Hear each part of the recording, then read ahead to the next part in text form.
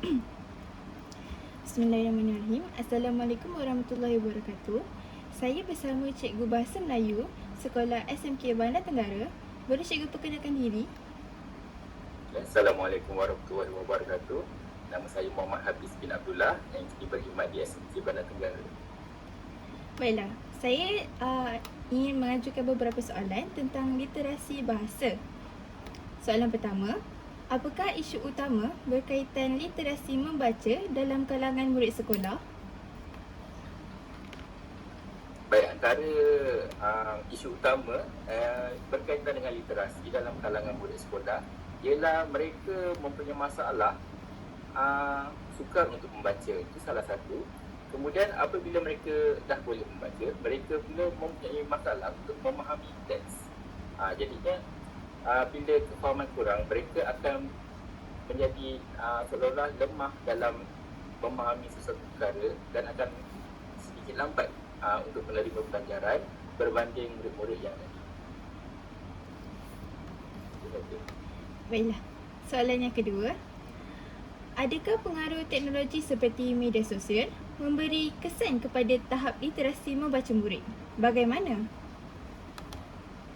Baik. Saya setuju dengan pernyataan tersebut. Media sosial memberi pengaruh kepada literasi dalam kalangan murid. Terdapat ada kesan positif dan kesan negatif bagi saya. Dari segi kesan negatif, pada pendapat saya, murid akan terbiasa dengan bahasa rojak. Jadinya di situ akan menyebabkan mereka ada masalah untuk membaca bahasa baku lah, ejaan baku.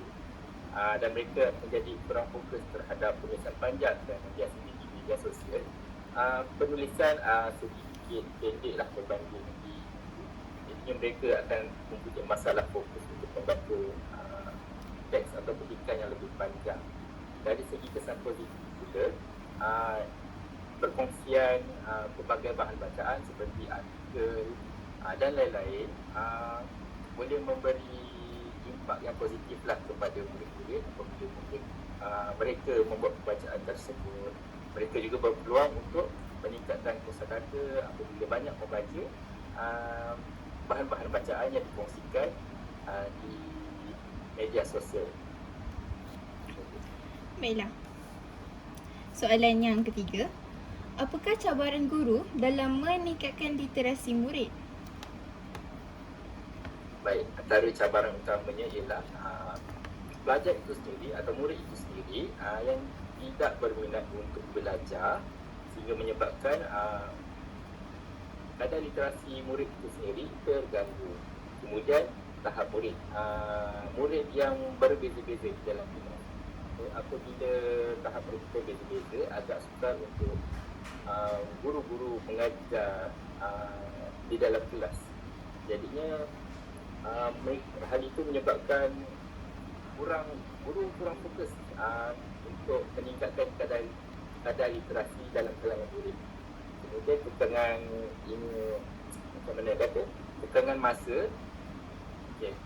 kekangan masa di dalam kelas untuk memberi bimbingan kepada murid-murid tersebut menyebabkan kadar literasi murid agak terhad lah. Kemudian pengaruh gadget, pengaruh peranti canggih menyebabkan murid-murid tidak berminat untuk belajar di dalam kelas kerana mereka lebih dominan untuk bermain gadget ataupun peranti canggih ketika di rumah. Dan juga mereka menghadapi tekanan daripada keluarga sehingga mereka menyebabkan mereka tak berminat untuk membaca. Itu sahaja. Baiklah, soalan seterusnya. Seperti yang saya kata tadi, murid-murid mengalami tekanan daripada keluarga mereka. Soalan saya, bagaimanakah persekitaran keluarga dan latar belakang murid dapat mempengaruhi tahap literasi membaca murid?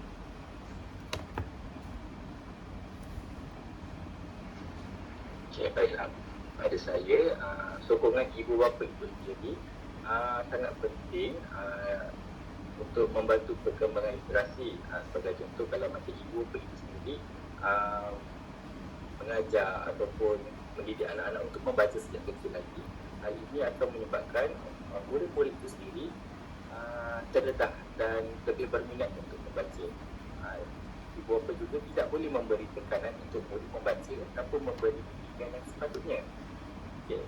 Kemudian setelah itu murid juga mungkin dibesarkan daripada latar belakang yang kurang berkemampuan biasanya. Itu akan menyebabkan murid-murid sendiri kurang akses kepada bahan bacaan.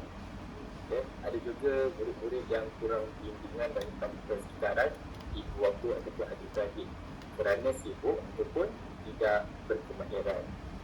Itu sahaja. Baiklah, soalan seterusnya. Apakah langkah penyelesaian yang boleh membantu murid yang lemah literasi membaca bagi bahasa Melayu? Baik, antara langkah penyelesaian yang boleh membantu murid yang lemah dalam literasi bahasa Melayu, antaranya ialah pihak sekolah perlu melakukan program intervensi ataupun kelas pemulihan untuk pelajar-pelajar ataupun murid-murid yang mempunyai masalah literasi daripada awal lagi supaya mereka lebih mudah untuk dibentuk supaya boleh membaca. Selain itu, mereka perlu diberi latihan berpandu ataupun berulang-ulang seperti mana subjek-subjek lain.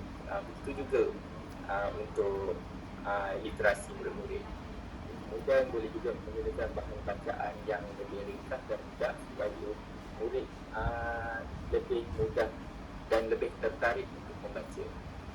Kemudian kerjasama dengan ibu bapa juga memainkan peranan penting kerana mereka merupakan suri teladan kepada anak-anak. Jadinya ibu bapa ni perlulah memberikan contoh, kemudian perlu membimbing anak-anak supaya membaca daripada kecil, daripada rumah lagi, sejak di rumah lagi sebenarnya. Itu ialah saya dunia. Baiklah, soalan terakhir. Apakah cadangan pendekatan atau kaedah pengajaran yang lebih menarik untuk meningkatkan minat membaca? Baik, antara cadangan atau pendekatan yang boleh digunakan untuk meningkatkan minat membaca ialah boleh menggunakan teknik komik ataupun grafik ataupun novel grafik yang boleh menarik minat. Kerana penggunaan komik seperti komik boleh menarik minat murid kerana terdapat beberapa, macam nak kata, ada murid-murid yang lebih berminat untuk membaca komik kerana ada grafik yang menarik. Jadi kat situ boleh menyebabkan mereka tertarik untuk teruskan membaca. Kemudian membuat sudut bacaan yang menarik supaya murid-murid tertarik untuk membaca. Kemudian pembelajaran yang menggunakan teknologi ataupun yang berasaskan permainan digital. Contohnya macam game, permainan di telefon bimbit, telefon buka ataupun di laman sesawang yang boleh menarik minat murid supaya mereka terus membuat pembacaan. Itu saja. Terima kasih diucapkan kepada Cikgu Hafiz kerana sudi meluangkan masa untuk ditemu duga pada malam ini. Sama-sama.